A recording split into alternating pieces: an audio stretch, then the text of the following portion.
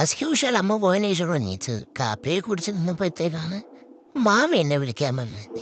അപ്പൊ പിന്നെന്താ, അവളുടെ ചാടി കയറി നേരെ വണ്ടി എടുത്ത് പെട്രോൾ അടിക്കാൻ പോയി. പെട്രോൾ അടിച്ചിട്ട് അവിടെ നേരെ എൻ്റെ കടയിൽ പോയി. എൻ്റെ കടയിൽ നിന്ന് ജ്യൂസൊക്കെ കുടിച്ച് സ്നാക്സൊക്കെ തിന്ന് കൊച്ചിറങ്ങാനായിട്ടാണ് നിന്ന് കുറച്ച് നേരം.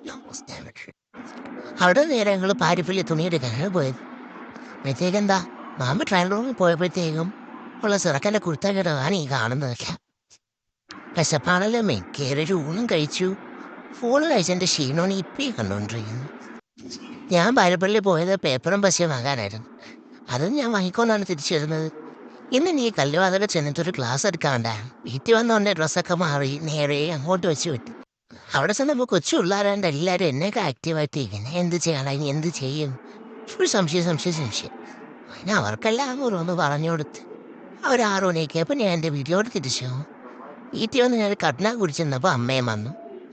അമ്മ വന്ന് ഇന്ന് ഫോൺ നോക്കാൻ പറ്റിയില്ല കടയിലെന്നും പറഞ്ഞ് ഫോൺ നോക്കുന്നുണ്ട്.